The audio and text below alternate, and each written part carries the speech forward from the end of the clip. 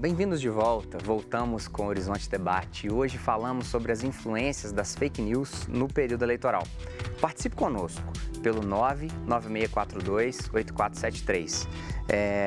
Caio, eu já tenho uma pergunta do Kleber Xavier, lá de Vespasiano.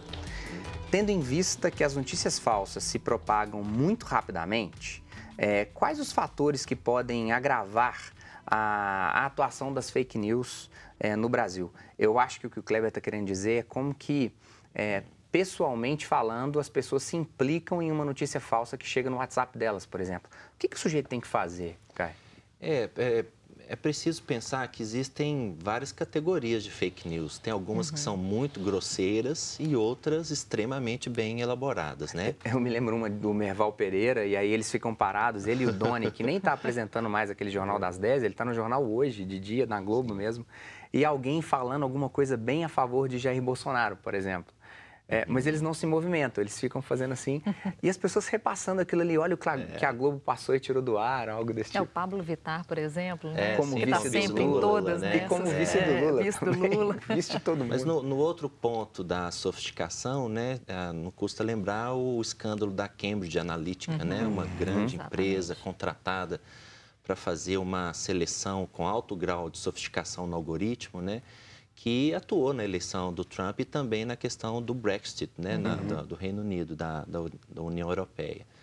Então, é o seguinte, a pessoa que propaga fake news sem esse critério, ela está implicada ali também na mentira, né? Agora, no que diz respeito especificamente aos partidos políticos, né, no artigo 323 do Código Eleitoral, tem uma vedação expressa. O partido político não pode de forma alguma propagar alguma inverdade, né, e está sujeito às penalidades da legislação eleitoral. Sim. Então, aí adquire outra dimensão, né? Eu acho, Gislene, lá do Barreiro, essa pergunta que você colocou aqui de gostaria de saber qual a forma para se detectar uma notícia falsa ou não, o Caio respondeu. Obrigado, Gislene, pelo seu envio. Luciano, olha que pergunta bacana do Leonardo Ottoni, lá do Sion. De que maneira os convidados veem a tentativa por parte do Estado de cercear a liberdade de expressão, tomando com base esse discurso da fake news?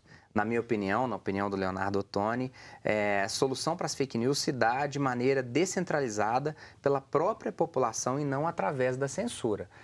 Há uma tentativa de censura das notícias falsas, portanto? Sim, existem vários projetos aí, né, justamente para tentar barrar essas notícias falsas. Mas isso é censura, Luciano? Eu considero censura, eu acho. E até porque a gente tem uma cultura aqui no Brasil, em vários outros lugares também, mas especificamente aqui, da punição. A gente não faz um trabalho de educação, a gente quer punir. Só que punir, imagina a cadeia que se desenvolve através de uma notícia falsa pelo WhatsApp. Como é que a gente vai seguir esse rastro? Até pela questão da privacidade, né, de ser criptografado. Como é que a gente vai realmente identificar quem foi o primeiro? Quem foi essa pessoa que foi lá e divulgou pela primeira vez aquela notícia? Eu vou agradecer o Leonardo de novo por conta de uma posição polêmica que a Luciana está colocando. Adriano, você acha que é censura também? Claro, acho que é censura terceirizada, na verdade, né? Inclusive, é peculiar, muito peculiar a forma com a qual o Estado está fazendo isso, o Estado brasileiro, né? Porque o mesmo TSE perguntou ao FBI o que fazer nestes casos, visto que teve essas questões lá, dos dois lados. E o FBI respondeu que não é papel do Estado vetar, proibir a priori, mas eventualmente em caso de difamação, etc., já previstos em lei. Mas aqui está acontecendo isso, e inclusive o Facebook e outras mídias sociais, quando aqui no Brasil fecharam várias páginas, centenas de páginas, isso tem uma coincidência bem peculiar, ou seja, aconteceu exatamente o dia seguinte, depois que foi decidido que as atas das reuniões do TSE sobre a questão das fake news tem sigilo, é segredo. Então, a transparência é um princípio fundamental. Então, o que tem para esconder? Por quê? Então, não é uma questão de empresas, na verdade, é uma luta política. Sim. Está sendo usado, não por acaso, só de um lado, de forma muito ideológica, muito clara, porque fake news tem de todos os lados, que é ruim, mas se não, deveria ser no mínimo 50-50, ou pelo menos transparente, que não é. Sim, eu queria fazer uma ponderação. A Constituição Federal, ela estabelece a liberdade de expressão de forma muito assertiva, né? Mas a liberdade de expressão, no sentido constitucional, não pode ser entendido como uma carta branca para se dizer o que quiser.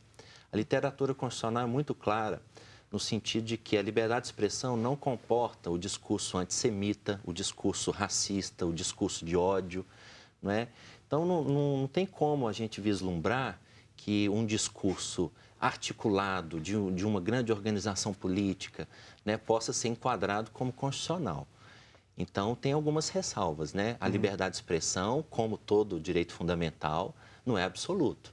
Né? Agora, a partir do caso concreto é que você vai fazer a ponderação de princípios e procurar a responsabilização. Pode... Não, primeiro sorriso do professor Adriano. O que você acha? Não, aí é a Constituição que está errada. Pelo simples fato que a palavra não foi concedida pela Constituição. É um direito precedente a isso. Logo, nenhum papel escrito pode tolher isso. Então, a liberdade de expressão é algo precedente a qualquer Constituição. Nos Estados Unidos é um pouco mais amplo, porque a liberdade de expressão é mais ampla. A única coisa proibida, entre aspas, é não incitar à violência. Né? Então, você pode fazer até discursos racistas, que é um vício, que é algo péssimo, etc., mas não é crime, até o ponto de você não incitar alguém a cometer um ato violento. Então, quer dizer, as fake news elas têm que ser combatidas na medida em que a gente propaga uma notícia verdadeira, em que a gente desperta a consciência das pessoas, mas sabendo que essa consciência também é orientada em função dos valores que essa pessoa tem. Eu diria assim, existem três mundos ideais. O mundo ideal, três mundos. O mundo ideal no qual não há nenhuma fake news, é um debate limpo, racional e perfeito. O mundo 2, no qual há fake news, e o mundo 3, no qual o Estado fiscaliza e de forma neutra, etc., e o mundo no qual o Estado fiscaliza de forma ideológica. Eu não vejo o Estado fazer nada de forma positiva em outras áreas. Então, não sei por que deveria agir na área de fake news de forma eficiente. E não está acontecendo. Olha que bacana, eu acho que as pessoas estão acompanhando essa conversa nossa. Eu acho que fica legal, na medida em que a gente sai desse senso comum, de ficar, Luciana, como você disse, só nessa lógica da punição, do que é certo e do que é errado. O sujeito, se ele quiser colocar... Eu me lembro de... Professor Adriano, sou um fã de Fórmula 1, e aí Nelson Piquet, já perdendo um pouco do espaço de mídia que a Ayrton Senna ganhava, um sujeito carismático, mais na dele, né? Com uma fala um pouco mais ponderada. E eu me lembro de Nelson Piquet falar que a Ayrton Senna não gostava de mulher. Então ele disse isso para um jornalista. E o jornalista perguntou para ele, porque eram amigos: posso publicar isso aqui que você está dizendo? Pode publicar. E isso virou uma celeuma ali enquanto a Ayrton Senna dirigia no final dos anos 80 ainda aquela John Play Special preta. Foi uma bagunça danada. Agora, nesse caso, professor Caio, a Rosa Helena de Contagem está perguntando isso para a gente. Qual o tipo de punição para quem gera uma fake news? No caso, por exemplo, o Nelson Piquet falou isso. A Ayrton Senna não gosta de mulher. Que tipo de punição que você gera a partir disso? A responsabilização ela pode se dar no âmbito criminal, né, com os crimes contra a honra, a injúria, a difamação, a calúnia, né, imputar um fato criminoso a alguém ou espalhar um comportamento que a pessoa não praticou. E também pode ser realizada no âmbito civil, com indenização, a partir de danos materiais que a pessoa possa ter acontecido, se perdeu um emprego, se deixou de ter um contrato de patrocínio, né? E também de danos morais. Então, é preciso fazer esse juízo de proporcionalidade, né? Que acontece em cada caso. Agora, é importante também a gente ter em mente que a Constituição, quando garante a liberdade de expressão, ela também, do outro lado da moeda, veda o anonimato, via geral, né? Na grande maioria dos casos. Isso para quê?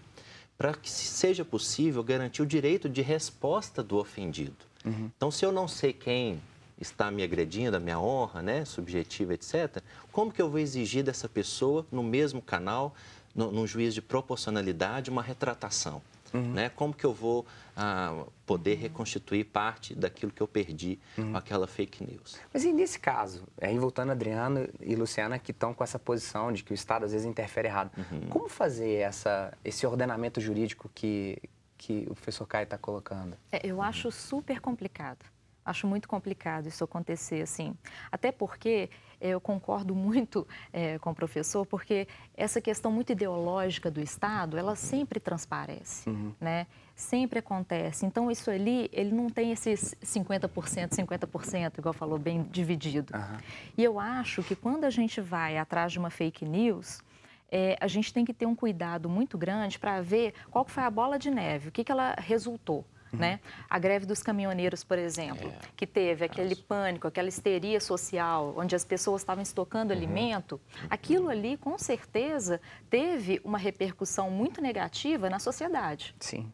Então, tinha alguns áudios, e aí eu acho que também a gente tem que falar muito dessa questão da deep fake news, né? Que são as fake news de profundidade, onde você tem uma distorção de áudio, onde você pega uma imagem lá de 2010 e traz para hoje e recontextualiza aquela imagem, aquele áudio, onde você pega um vídeo, por exemplo, fragmenta e coloca como se aquela pessoa estivesse falando sobre aquele assunto naquele momento. Aconteceu agora, recentemente, um vídeo do Lula, porque semana passada, não sei se todo mundo acompanhou, teve uma nota da CAPES, que é uma agência de fomento de pesquisa aqui no Brasil, falando que iam cortar as bolsas de mestrado e doutorado no próximo ano, né, em agosto de 2019.